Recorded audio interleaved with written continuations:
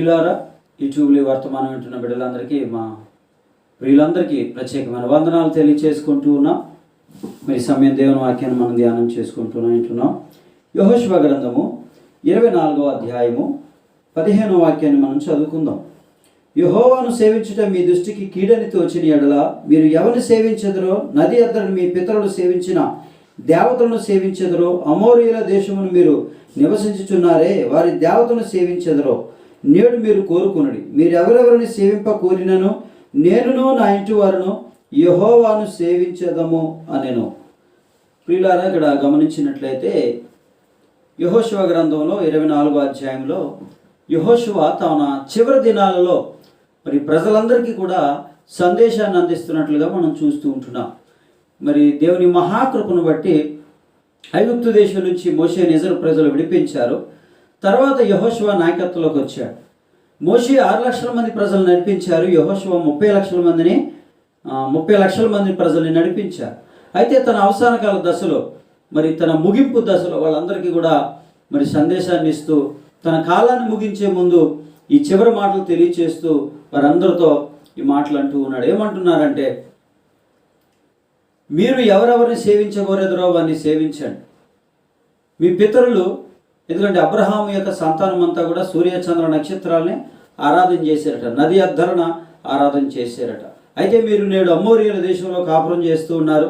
మరి మీ చుట్టూ విగ్రహారాధికులు ఉన్నాయి, మరి వారిని సేవిస్తారో మీరు నిర్ణయం చేసుకోండి. అయితే నేనును నా ఇంటి వారిని యెహోవాను మాత్రమే సేవిస్తామనే మాట ప్రజలతో చెప్తున్నట్లుగా చూస్తూ ఉంటున్నాం. అంటే యెహోషువ మరి తన ఇంటి వారికి ఆత్మీయతను కనపరిచాడు, తన ఇంటిలో భక్తిని కనపరిచినట్లుగా ఈ వాక్యంలో మనం చూస్తున్నాం. తన ఇంటి వరకు ఒక శ్రేష్టమైన తీర్మానాన్ని చేస్తున్నట్లుగా మనం చూస్తున్నాం. బయట మరి వాళ్ళ బంధువులు కావచ్చు, వాళ్ళ స్నేహితులు కావచ్చు, వారు ఎలా ఉన్నప్పటికీ కూడా యెహోషువ మాత్రం అంటున్నాడు, నేను నా ఇంటి వారు, నేను నా కుటుంబస్తులు మాత్రం యెహోవాను మాత్రమే సేవిస్తాము, దేవుని భక్తి కలిగి ఉంటామని చెప్తూ ఉన్నారు. అంటే కుటుంబంలో దైవ భక్తి గురించి ఇది నాన్న మీకు నేను తెలియచేయాలని ఆశపడుతూ ఉన్నాను. నేడు మరి కుటుంబాలలో దైవభక్తి ఉండాలని దేవుడు మనతో మాట్లాడుతూ ఉన్నారు.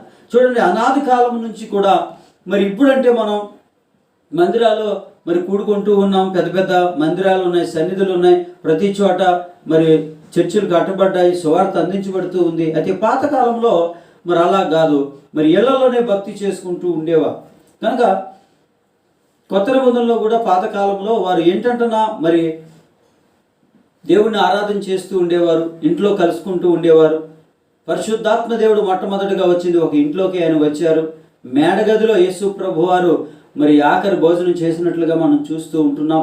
మరి ఇంట్లోనే వారు ఎంతో భక్తి కలిగి ఉంటూ ఇంటి నుంచి మరొక ఇంటికి సువార్తను అందిస్తూ కూడా ఉండడం మనం చూసాం. పోయిన ఆదివారం కూడా మీకు వర్తమానం అందిస్తూ ప్రతి ఒక్కరూ ప్రశస్తమైన వారే అనే వర్తమానం అందించారు. అలాగే మరి ఈ కుటుంబం నుంచి మరొక కుటుంబానికి వెళ్ళినప్పుడు దేవుని సువార్త బాగా ప్రబలం అవుతూ ఉంటారు. చూడండి, కొన్ని చోట్లకి పాస్టర్ గారు వెళ్ళారు.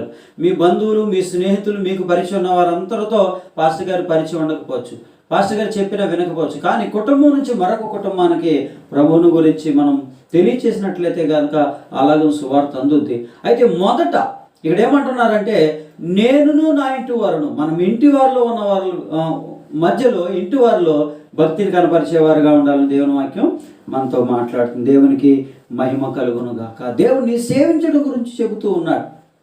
ఈరోజు మన భారతదేశంలో మరి అనేక రకాల దేవుళ్ళని, 133 కోట్ల దేవతల్ని సేవిస్తున్న ప్రజలుగా మనం ఉంటూ ఉన్నాం. అయితే మరి ఏకైక దేవుణ్ణి ఆరాధన చేయడానికి మనం పిలువబడ్డాం, ఈ లోకములోంచి మనం పిలువబడ్డాం, సత్య దేవుణ్ణి అనుసరించడానికి మనం పిలువబడ్డాం. కనుక మనము మన ఇంటి వారు యెహోవాని సేవించాలి, యేసుక్రీస్తునే సేవించాలి అనే తీర్మానంలో మనం ముందుకు సాగాలని, దైవ కుటుంబంలో భక్తి కలిగి ఉండాలని ప్రభుపేట మీకు మనం చేస్తూ ఉంటున్నాను. దేవునికి మహిమ కలుగును గాక. చూడు, బైబిల్లో చాలా మంది మరి కొన్ని కుటుంబాలు ఉన్నాయి, భక్తి కలిగిన కుటుంబాలు ఉన్నాయి.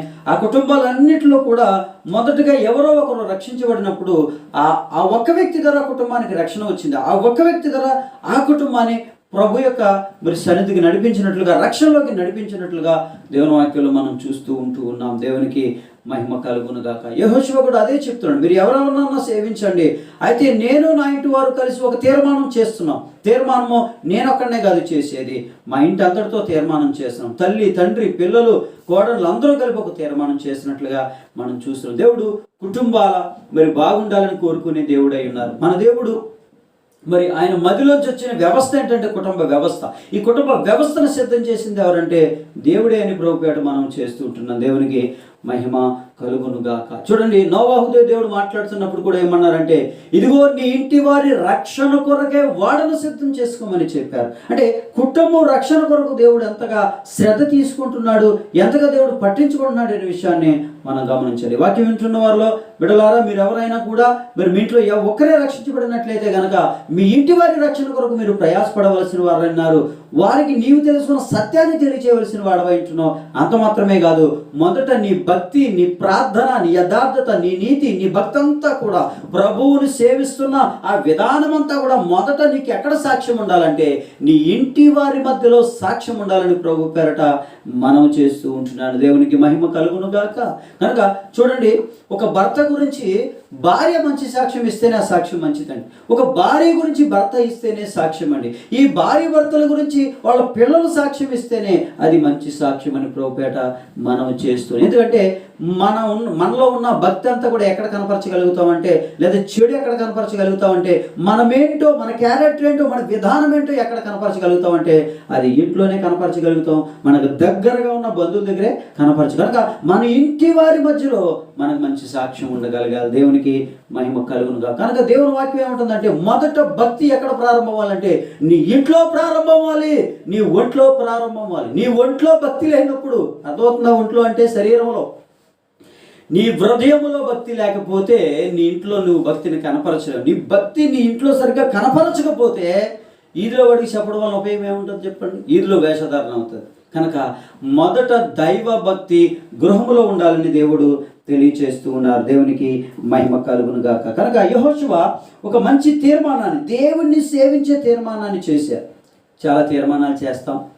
నూతన సంవత్సరం వస్తూ ఉన్నప్పుడు పాతయన్నీగా మర్చిపోయి కొత్త తీర్మానాలు చేస్తాం. ప్రభువా, ఇక నుంచి నేను ఇలా ఉండబోతున్నాను, అలా ఉండాలనుకుంటున్నాను అయ్యా అని తీర్మానాలు చేస్తాం. కానీ కొన్నిసార్లు తీర్మానాలు మరి సరిగా నెరవేర్చలేక, లేకపోతే వాటిని అమలుపరచలేక తీర్మానాలన్నీ తొంగలో దొక్కేస్తూ ఉంటాం. కానీ కొత్త తీర్మానాలు తీసుకుంటూ ఉంటాం. అలాగే మీరు తీర్మానాలని తొంగలో తొక్కేసేటట్లుగా ఉండదు. ఒక తీర్మానం తీసుకుంటే దానికి కట్టుబడి ఉండాలి. కనుక యెహోషువ మంచి తీర్మానం చేశారు. చూడండి, యోబు గ్రంథంలో మనం ఏం చూస్తామంటే, యోబు తన పిల్లల్ని పరిశుద్ధపరిచారని యోబు గ్రంథం 1వ అధ్యాయము 5వ వాక్యంలో మనం చూస్తూ ఉంటాం. మరొక విందు చేసుకున్నారట. ఆ విందు చేసుకున్నప్పుడు వారందరూ కూడా హృదయంలో దేవునికి విరోధం ఏమన్నా పాపం చేశారేమని చెప్పి ఒక్కొక్క నిమిత్తము మరి బలిని అర్పించి ఒక్కొక్క నిమిత్తము యోబు ప్రార్థన చేసినట్లుగా మనం చూస్తూ ఉంటున్నాం. కుటుంబం అంతా పిలిచి ఒకేసారి ఒక బలిదానం చేసి, ప్రభు మా కుటుంబ పాపాన్ని క్షమించు ప్రభు అని చెప్పొచ్చు. కానీ అలా చెప్పలేదు. ఒక్కొక్కరి నిమిత్తం ఒక గొర్రె పిల్లను బలిచ్చినట్లుగా దేవుని వాక్యంలో మనం చూస్తుంటాం. అంటే కుటుంబం అంతా కూడా పరిశుద్ధంగా ఉండాలి, కుటుంబంలో అంతా కూడా భక్తి కలిగి ఉండాలి అనే అభిప్రాయము భక్తుడు యోబు కలిగి ఉన్నాడు. మరి యోబు గురించి దేవుడు సాక్ష్యం ఇచ్చారు. సాక్ష్యం ఇస్తూ యోబు గురించి ఏమన్నారంటే, ఇదిగో యోబు యథార్థవంతుడు, నీతిమంతుడు, పరిశుద్ధుడు, తన ఇంటి వారి కొరకు మరి ప్రార్థన చేస్తున్న వ్యక్తి, నిత్యము అలాగు చేస్తున్న వ్యక్తి. అందుకనే దేవుడు అంటే యోబు చుట్టూ, యోబు కుటుంబం చుట్టూ, యోబుకు కలిగిన దాని చుట్టూ కూడా దేవుడు కంచి వేసినట్లుగా మనం చూస్తున్నాం. అంటే ఒక భక్తి కలిగిన కుటుంబం గురించి మనం యోబు గ్రంథంలో చూస్తున్నాం. యోబు గురించి మనం చూస్తూ ఉంటున్నాం. యోబు దేవుడిని నమ్మాడు, దేవుడు కూడా యోబుని నమ్మినట్లుగా మనం చూస్తూ ఉంటున్నాం. ప్రియులారా, అక్కడ గమనించండి, యోబు దగ్గర ఒక విషయాన్ని కూడా మీకు చెప్పాలనుకుంటున్నాను. యోబు యొక్క చదువు గురించి దేవుడు మాట్లాడలేదు. యోబు కులం గురించి దేవుడు మాట్లాడలేదు. డబ్బు గురించి దేవుడు మాట్లాడలేదు. పేరు ప్రఖ్యాతుల గురించి దేవుడు మాట్లాడలేదు. కానీ తన క్యారెక్టర్ గురించి దేవుడు మాట్లాడాడు. అతడు యథార్థవంతుడు, అతడు నీతిమంతుడు, అతడు పరిశుద్ధుడు, దేవుని యందు భయభక్తులు కలిగిన వాడు, చెడుతనమును విసర్జించిన వాడు. అంటే చెడు అనే దాన్ని ఉపేక్షించాడు అన్నమాట. తనను తానే ఉపేక్షించుకున్నవాడుగా యోబు ఉంటున్నట్లుగా మనం చూస్తున్నాం. దేవునికి స్తోత్రం. ఈనాడు లోకంలో మరి భక్తిగా ఉంటున్నామని మనం అనుకుంటున్నాం. కానీ చాలాసార్లు మనం ఏం చేస్తున్నామంటే, లోక సంబంధమైన వాటి అన్నింటినీ కూడా అపేక్ష చేస్తూ ఉన్నాం. శరీరాశ, నేత్రాశ, జీవపు డంబము తండ్రి వలన పుట్టినవి కావని దేవుని వాక్యం చెబుతుంది, బైబిల్ చెబుతుంది. అయితే మనం ఏం చేస్తున్నాం? దేవుని వాక్యంలో ఉంది, వాటిని మీరు ఉపేక్షించండి అన్నారు. ఉపేక్షించుకోవడం అంటే అసహించుకోవడం అన్నమాట. అపేక్షించుకోవడం ఏంటంటే కావాలని మనసారా ఆశపడి కోరుకోవడం అన్నమాట. ఇప్పుడు మనం ఏం చేస్తున్నాం? ఉపేక్షించు నాయన అని బైబిల్ చెబుతుంటే మనం అపేక్ష చేస్తూ ఉన్నాం. అవ్వకి ఆదాముకి దేవుడు చెప్పారు, ఆ పండు తినొద్దయ్యా, పండును ఉపేక్షించండి అని మీరు చెప్పారు. వీళ్ళు ఏం చేశారు? ఆ పండుని అపేక్ష చేశారు, కావాలని కోరుకున్నట్లుగా దేవుని వాక్యంలో చూస్తారు. కనుక ఈ శరీరాశ, నేత్రాశ, జీవడంబము, పాప సంబంధమైంది, లోక సంబంధమైంది, శరీర సంబంధమైంది నీవు ఆశించి కోరుకున్న ఎడలా అది మన భక్తిని పాడు చేస్తుంది, మన యొక్క క్యారెక్టర్ పాడు చేస్తూ ఉంటుంది, అది మంచి సాక్ష్యాన్ని కూడా పాడు చేస్తారు. కనుక దేవుడు ఏదైతే ఉపేక్షించమంటున్నాడో, విడిచిపెట్టమంటున్నాడో దాన్ని విడిచిపెట్టాలి. ఇక్కడ మరి యోబు చెడుతనాన్ని విసర్జించాడనే మాట మనం చూస్తూ ఉంటున్నాం, భక్తి కలిగి ఉన్నట్లుగా మనం చూస్తున్నాం. కనుక దేవుడు మనలో చూస్తే కనుక ఏం చేస్తాడంటే, మనం నీతిమంతులమా కాదా, భక్తిపరులమా కాదా, యథార్థవంతులమా కాదా, దేవుని మార్గంలో దేవునికి నచ్చినట్లుగా మనం దేవుని విధానంలో నడుస్తున్నామా లేదా అనేది దేవుడు పరిశీలన చేస్తాడు. దేవుడు దాన్ని బట్టి తీర్పు తీరుస్తాడని ప్రభుపేట మనం చేస్తూ ఉంటాం. దాన్ని బట్టి దేవుడు మన కొరకు సాక్ష్యం ఇస్తాడు. ఇప్పుడు యోబు కోసం సాక్ష్యం ఇచ్చిన దేవుడు నీ కోసం, నా కోసం కూడా దేవుడు సాక్ష్యం పలుకుతాడని ప్రభుపేట మనం చేస్తున్నాం. దేవునికి మహిమ కలుగును గాక. మరి యోబు అలాగున తన కుటుంబం అంతటినీ పరిశుద్ధపరిచాడు, కుటుంబం అంతటినీ దేవుని సన్నిధికి తీసుకెళ్ళాడు. ఇదిగో ఈ కరోనా వచ్చి ఏమైంది? మందిరాల్లో ఆరాధన పెట్టుకోకూడదు, ఒక రూల్ పాస్ అయింది. ఎవరు మందిరాలు పెట్టుకోవట్లేదు, ఎవరు ఏ గుడికి పోవట్లేదు. కానీ ప్రారంభంలోనే మెసేజ్లన్నీ పాస్టర్స్ మెసేజ్లు పెట్టారు, మేము కూడా మెసేజ్లు పెట్టాం. ఏమని? ఎవరు చర్చిలకు రాద్దు, మీ గృహాలలో మీరు ఆరాధన చేయండి. దేవునికి స్తోత్రం. మరి ఆ రోజుల్లో యోబు ఏం చేశాడు? యోబు కొడుకులు, కూతుర్లు, భార్య, భర్త కలిసి ఇంట్లో ఆరాధన పెట్టుకున్నారు. యోబే యాజకుడిగా పనిచేసినట్లుగా మనం చూస్తూ ఉన్నాం. యోబు కుటుంబం కోసం ప్రార్థన చేసినట్లుగా కూడా మనం చూస్తున్నాం. దేవునికి మహిమ కలుగునుగా. మరి ఎంతమంది ప్రార్థన చేసి ఉంటారు? ఎంతమంది ఆదివారం ఆరాధన చేస్తుంటారు? ఎంతమంది బైబిల్ పట్టుకుని పిల్లలు, భార్య, భర్త కలిసి అయ్యో ఈరోజు ఆదివారం అని ఎంతమంది ఆరాధన చేస్తుంటారు? దేవుడు అలాగ చూసి ఎంతమంది కోసం సాక్ష్యం ఇవ్వగలదంటారు? కనుక తప్పిపోయేవారిగా ఉండకూడదు. మన ఒంట్లో భక్తి లేనప్పుడు మన ఇంట్లో భక్తి ఉండదు. మన ఇంట్లోనే భక్తి లేనప్పుడు ఈదులో కూడా పెద్ద భక్తికి ఏమి ఉండలేము మనం. కాకపోతే ఈదులోను చర్చిలోను ఏం చేస్తామంటే వేషధారణ కోసం నేను భక్తిహీనుడు అనుకుంటారు, నలుగు భక్తి లేదనుకుంటారని మనం ఏం చేస్తామంటే లేని భక్తిని బయటికి తీసుకురాగలుగుతాం. అది నేనైనా వింటున్న మీరైనా కూడా, ఎవరైనా కూడా అలాగా ఇతరుల కోసం మనం బ్రతకడం కాదు, కానీ దేవుడు చూస్తున్నాడు. యోగు గురించి అలాగైతే సాక్ష్యం ఇచ్చాడు. నీతిమంతుడు, యథార్థవంతుడు, భక్తి కలిగిన వాడు, చెడుతనముడు విసర్జించిన వాడు, ఆత్మ సంబంధమైన ఆస్తి అండి అదంతా కూడా. అది మనకు ఉండాలని ప్రభుపేట మనం చేస్తున్నాం. దేవునికి మహిమ కలుగును గాక. చూడండి, యేసు ప్రభు వారు లూకాసు వార్త 8వ అధ్యాయము 39వ వచనంలో ఏముందంటే, శానాదయం పట్టిన వాడు స్వస్థత పొందాడు. స్వస్థ పొందిన తర్వాత యేసు ప్రభు దగ్గర బట్టలు కచ్చుకుని కూర్చున్నాడు. ప్రభు వారు అన్నారు, నువ్వు నీ ఇంటి వారికి వెళ్ళి సాక్ష్యం ఇవ్వమన్నారు. అతడు అన్నాడు, ప్రభు నువ్వు ఎక్కడికి వెళ్ళా నీతో పాటు వస్తానయ్యా అని అంటే ప్రభు వారు అంటారు కదా, లేదు, దేవుడు నిన్ను కనికరించి నీ జీవితంలో చేసిన అద్భుతం గురించి నీ ఇంటి వారికి సాక్ష్యం ఇవ్వు. అతడు వెళ్ళి దెకపల్లిలో ప్రకటన చేశాడు. అది ఇక్కడ యేసు ప్రభు వారు చెప్పింది అంటే తెలుసిన, మొదట నువ్వు ఈదులోకి వెళ్ళి సువార్త కూటం పెట్టకరా బాబు. ఏం చేయాలా? మీ ఇంట్లో గృహకూటం పెట్టు. గృహంలో కూటం లేకుండా నువ్వు సువార్త కూటం ఎందుకు? నీవు సువార్త కూటం కాదు మనకు కావాల్సిన, ముందు ఇంట్లో కూటం జరగాలి. దేవుని స్తోత్రం. ఇంట్లో కూటం పెట్టమన్నాడు. నీ భక్తిని ఇంటి వారికి కనపరచు. దేవుడు నేను ఎంత బాగు చేశాడు నీ ఇంటి వారికి తెలియచే. ఎందుకంటే నీ ఇంట్లో ఒకప్పుడు నువ్వు ఎంత చెడ్డాడో మీ అమ్మ నాన్నకి తెలుసు, నువ్వెంత పిచ్చోడవో మీ అమ్మ నాన్నకి తెలుసు, నువ్వెన్ని చెడ్డ పనులు చేసావో, పనికి మళ్ళీ పనులు చేసావో మీ అమ్మ నాన్నకి తెలుసు, మీ ఇంటి వారందరికీ తెలుసు. అప్పుడు అక్కడ నువ్వు మార్పు మనసు పొందావు, పాపక్షమాపణ పొందావు, ఇప్పుడు దెయ్యం విడిచిపెట్టేసింది, నువ్వు అందంగా చక్కగా ఉన్నావు. అది ఎవరో తెలియాలి తెలుసా? ముందు నువ్వు మారావు, నువ్వు మారు మనసు పొందావు, నువ్వు భక్తుడు అయ్యావు, ప్రభువుని రక్షించుకున్నావు, ప్రభు రక్షణ కలిగి ఉన్నావు. ఎక్కడ తెలియాలి? ఏమంటున్నారు ప్రభు వారు? ముందు నీ ఇంట్లో తెలియాలి నాయన. ఏమంటే ఇంట్లో వాళ్ళకే కదండి తెలుసు. మనం ఏంటో నేనేంటో ఎవరికి తెలుస్తుంది? మా ఇంట్లో వాళ్ళకే తెలుసు బాగా. మీరేంటో ఎవరికి తెలుస్తుంది? మీ ఇంట్లో వాళ్ళకే తెలుస్తుంది. చూడండి, మనం ఎలాంటి వారమై ఉన్నామో మన స్నేహితులు కూడా అలాంటి వారే అయి ఉంటారు. మన స్నేహితులు కూడా తెలుస్తారు. చూడండి, నువ్వు సంపూర్ణంగా రక్షించబడి మారు మనసు పొందావు, నీ బట్టల స్టైల్ మారుతుంది, నీ హెయిర్ స్టైల్ మారుతుంది, బైబిల్ చక్కగా పెట్టుకుని వెళ్తున్నాం. ఈ లోపల మీ ఫ్రెండ్స్ ఏమంటారు, బయలుదేరాడండి భక్తుడు, మొన్నటిదాకా మాతో పాటు సిగరెట్లు కాల్చాడు, బారికి వచ్చాడు, బీరు తాగాడు, ఇప్పుడు వీడు భక్తుడైపోయాడండి అంటారా అనరా? ఎందుకని నీ గురించి వాళ్ళకి ముందు తెలుసు కనుక వాళ్ళ మధ్యలో చూపించాలి నీ భక్తి ఏందో, నీ ఇంట్లో వాళ్ళకి చూపించాలి భక్తి ఏందో. అప్పుడు మీ అమ్మ ఏమనుకుంటుంది, మాట వినేవాడు కదండి వీడు, ఎలా పడితే అలా తిరిగేవాడు, తిట్టేవాడు, కొట్టేవాడు, ఎంత ర్యాష్గా ఉండేవాడు, భయంకరంగా ఉండేవాడు ఈ మనిషి, అబ్బా ఎంత అద్భుతంగా యేసు ప్రభు మార్చేశాడు, ఎంత భక్తి కలిగిన వాడు, ఎక్కడ కనపరచాడా, ఇంట్లోనే కనపరచాడు. అప్పుడు ఈదులోకి సాక్ష్యం వెళ్తుంది. కనుక దీంట్లో దైవభక్తి ఉండాలని ఈరోజు ప్రభు మనతో మాట్లాడుతున్నారు. దేవునికి మహిమ కలుగును గాక. కనుక శానా దైవం పట్టి బాగుపడ్డవాడిని ఏమంటున్నారు, వెళ్ళి నీ ఇంటి వారికి మొదట నీ రక్షణను కనపరచు, ప్రభు నీ కోసం చేసిన కార్యాలు నువ్వు కనపరచని ప్రభు చెప్తున్నట్లుగా మనం దేవుని వాక్యంలో చూస్తూ ఉన్నాం. దేవునికి మహిమ కలుగును గాక. చూడండి లూకాసు వార్త 10వ అధ్యాయము 39లో ఏం చూస్తామంటే, మరియా ఇంటిలో దేవుని పాదాల దగ్గర కూర్చున్నదనే మాట మనం చూస్తాం. మరియా, మార్తా, లాజరు అనే ఒక ఇల్లు ఉంది. బెతానియాలో ఒక కుటుంబం ఉంది.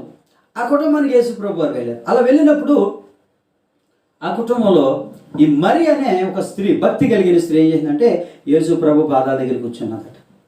మార్త మీరు విస్తారమైన పని పెట్టుకుని చాలా కంగారు పడతా ఉంది. అయితే మరియ మాత్రం యేసు ప్రభు పాదాల దగ్గర కూర్చున్నది. ఆ ఇంటిలో ఆమె భక్తి కలిగిన స్త్రీగా కనపడుతున్నట్లుగా మనం చూస్తాం. 10వ అధ్యాయంలో మనం యేసు ప్రభు పాదాల దగ్గర ఆమె కూర్చున్నట్లుగా మనం చూస్తున్నాం. 11వ అధ్యాయంలో యేసు ప్రభు పాదాల మీద పడి ఏడ్చింది, కన్నీరు గార్చింది, పాదాలు పట్టుకుంది. 12వ అధ్యాయంలో 3వ వచనంలో మనం మరలా యేసు ప్రభు పాదాలు పట్టుకుని ఆ పాదాలని అత్తరుతో పూసి మరి అభిషేకం చేసి తన ప్రేమను ప్రభు మీద కనపరుచుకున్నట్లుగా చూస్తున్నాం. అది ఇంట్లోనే జరిగింది. ఆ వాసనతో అంటే ఇల్లంతా నిండిపోయిందండి, ఇల్లంతా సువాసన అయిపోయినట్లుగా మనం చూస్తున్నాం. కనుక నీ రక్షణ సునాదము, నీ రక్షణ సువాసన నీ ఇంట్లో వెదజల్లాలి. దేవునికి మహిమ కలుగునుగాక. మొదట నీ ఇంట్లోనే తెలియాలి. మరియ భక్తి ఏంటో, మరియ ప్రార్థన ఏంటో, మరియ విధానం ఏంటో మార్తకు బాగా తెలుసు, లాజరుకు బాగా తెలుసు. మరియ ప్రార్థన చేస్తే యేసు ప్రభు కదలాడి ఎక్కడ పెట్టారు లాజర్ని చెప్పండి అన్నారు. వెళ్ళి లాజరు బయటికి రాని లాజర్ని లేపారు. మరియ ప్రార్థనలో లాజర్ని బ్రతికించిందన్న విషయం లాజర్కి తెలుసు, మార్తకి తెలుసు. యేసు ప్రభు స్వయంగా చెప్పారు. మార్త కాపాడింది వచ్చి, ఏంటి ప్రభువా నాతో పాటు పని చేయకుండా నీ పాదాల దగ్గర కూర్చుంటే మరి నీవు అనవేటి నువ్వు? ప్రభు వారు అన్నారు, ఉత్తమమైన దానిని కనపరుచుకుందామే, ఉత్తమమైన దాన్ని ఏర్పరచుకుందామే, ఆమె నుంచి ఎవరు తీయలేరని చెప్పారు. కనుక నీ ఇంటిలో నువ్వు భక్తి కలిగి ఉన్నట్లయితే ఈదిలో భక్తి కలిగి ఉంటావు, ఎక్కడికి వెళ్ళినా భక్తి కలిగి ఉంటావు. అది నీ నుంచి ఎవరు తీయలేరు. ఎవరికి స్తోత్రం. ఇంట్లో ప్రార్థనాపరుడు కాదనుకో, ఇంట్లో వాక్యం చదవనుకో, ఇంట్లో అసలు నీ భక్తే కనపరచలేవు అనుకో, ఇక ఈదిలో ఏం కనపరుస్తావు? చూడు మన పెద్దలు ఏమంటారు, ఎంట గెలిచి రచ్చగలసాలి, అంతేనా ఏమండి?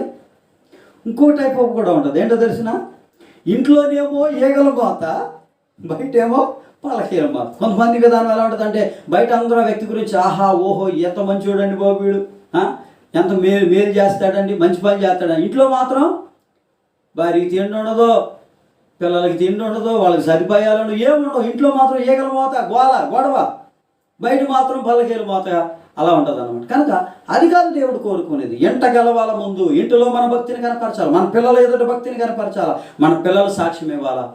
మా అమ్మ నాన్న ఎంత భక్తి కలిగిన వారండి, ఎంత ప్రార్థనాపరులండి, ఎంత నెమ్మదస్తులండి, ప్రభువుని నమ్ముకున్నదండి మా కుటుంబం.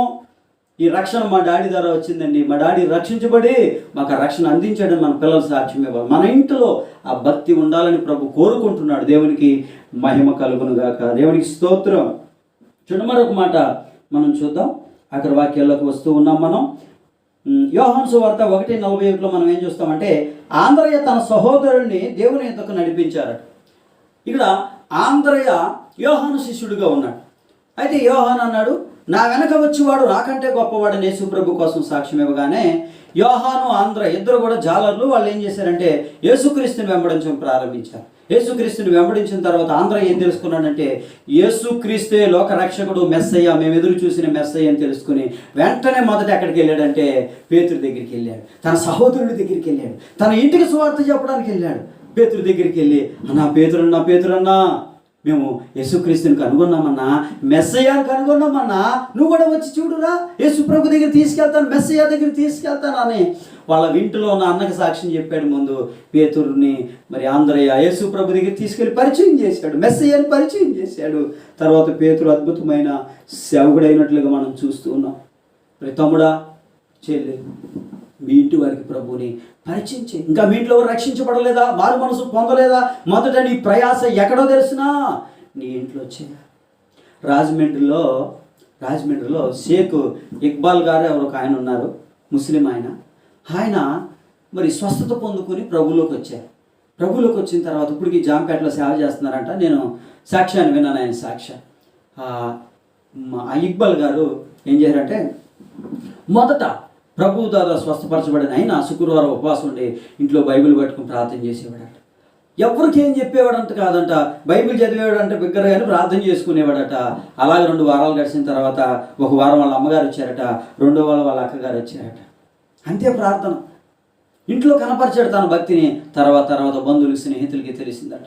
ముస్లిం పేదలందరూ వచ్చేసి, ఇదిగో నిన్ను మేము వెలివేసేస్తామని చెప్పారట. వెలివేసేయడం అంటే ఏంటి?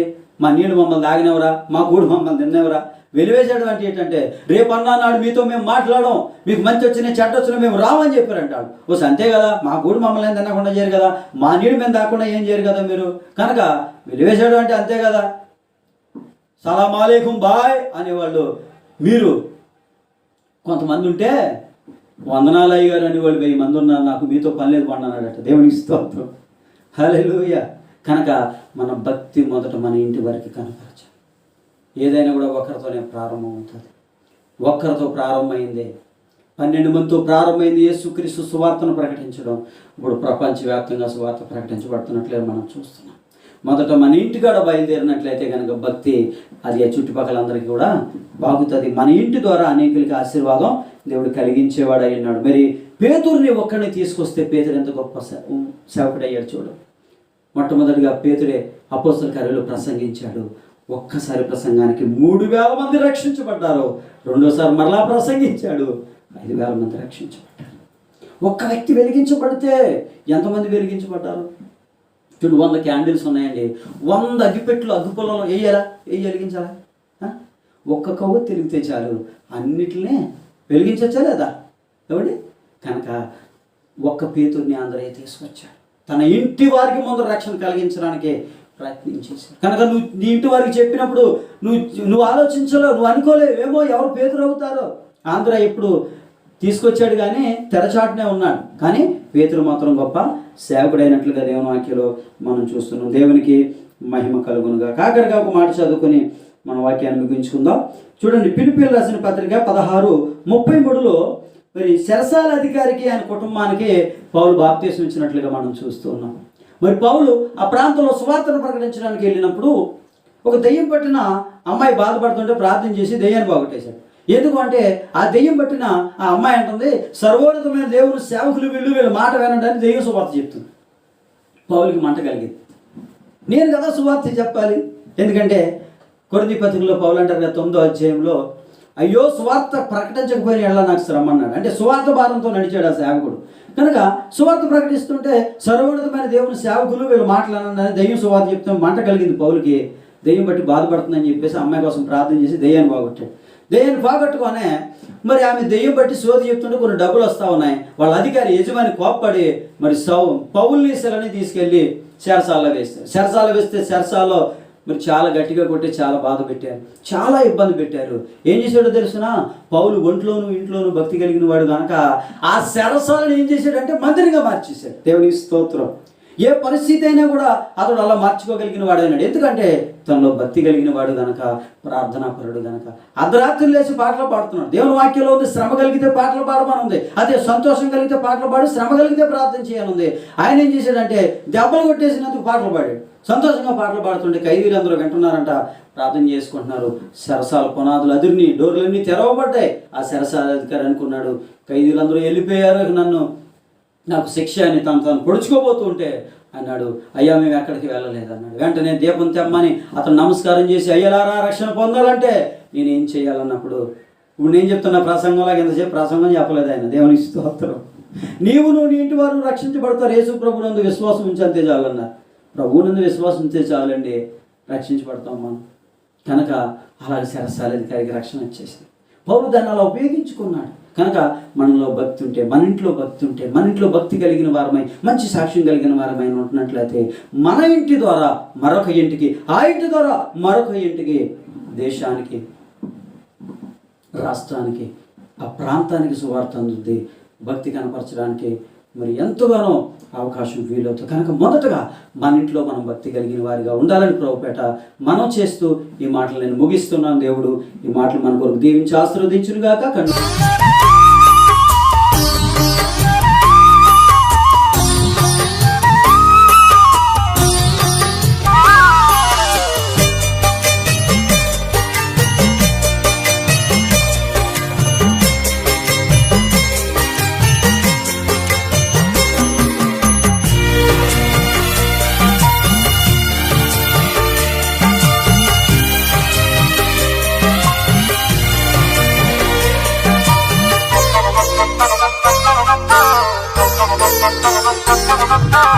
ఇంటిలోన ఉన్న ఇల్లాలే ఫలించెడి ద్రాక్షవల్లిగా మారును.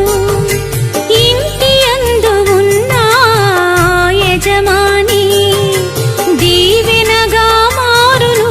చేతి కష్టము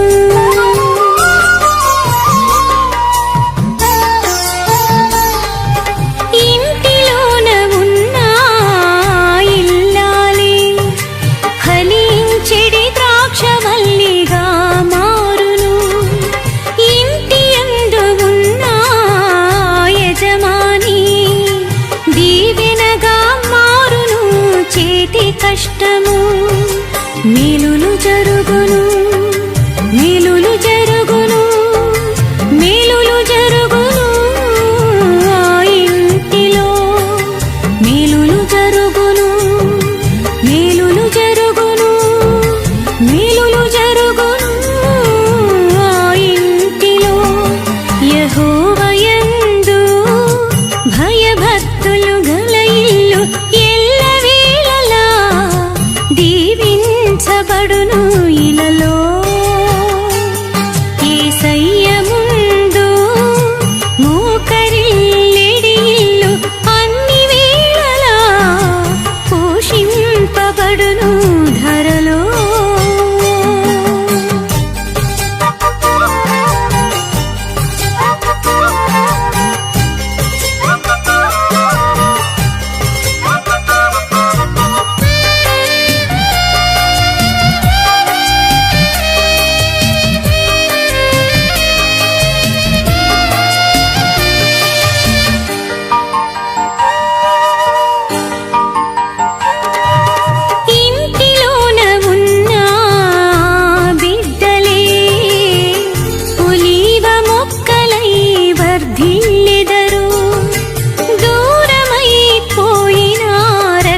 బంధమే క్రీస్తునందు ప్రేమ బంధమై వచ్చెదరు.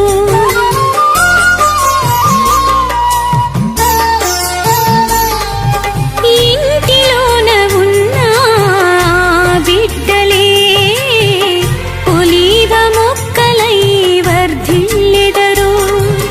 దూరమై పోయిన రక్త బంధమే క్రీస్తునందు ప్రేమ బంధమై వచ్చెదరు. దీవెన కలుగును, దీవెన కలుగును, దీవెన కలుగును. ఆ ఇంటికి దీవెన కలుగును, దీవెన కలుగును, దీవెన కలుగును. ఆ ఇంటికి యెహోవా యందు భయభక్తులు గల ఇల్లు ఎల్లవేళలా దీవించబడును. ఇలలో యేసయ్య ముందు మోకరిల్లెడి ఇల్లు అన్ని వేళలా పోషింపబడును ధరలో. వినుమా క్రీస్తు మాటలు, గనుమా క్రీస్తు బాటలు. వినుమా క్రీస్తు మాటలు,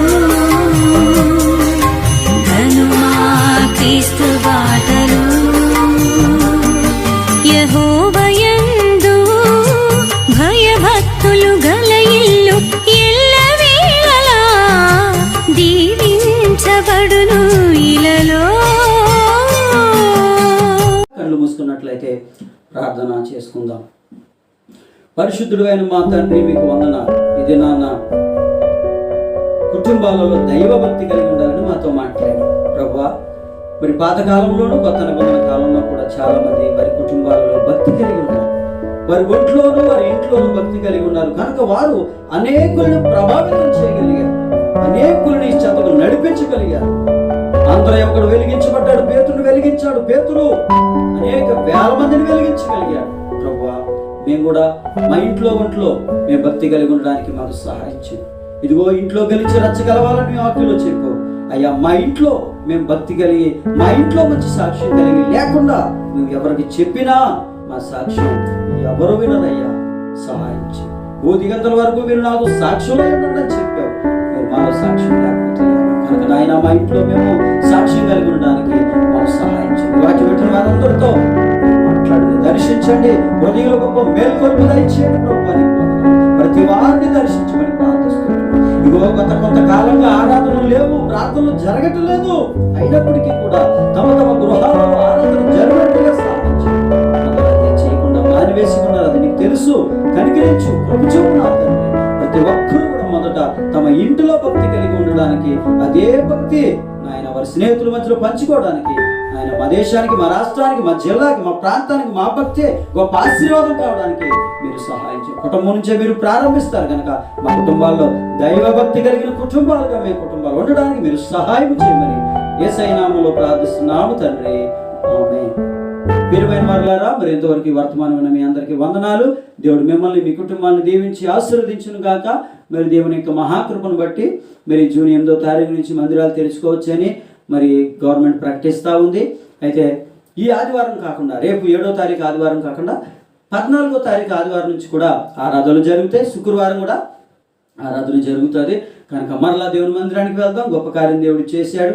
అది చాలా జాగ్రత్తగా ఉందాం. మరింత ప్రార్థన చేద్దాం. దేవుడి మాటలు మన కొరకు దీవించి ఆస్వాదించును గాక. అందరికీ వందనాలు. ఆమేన్.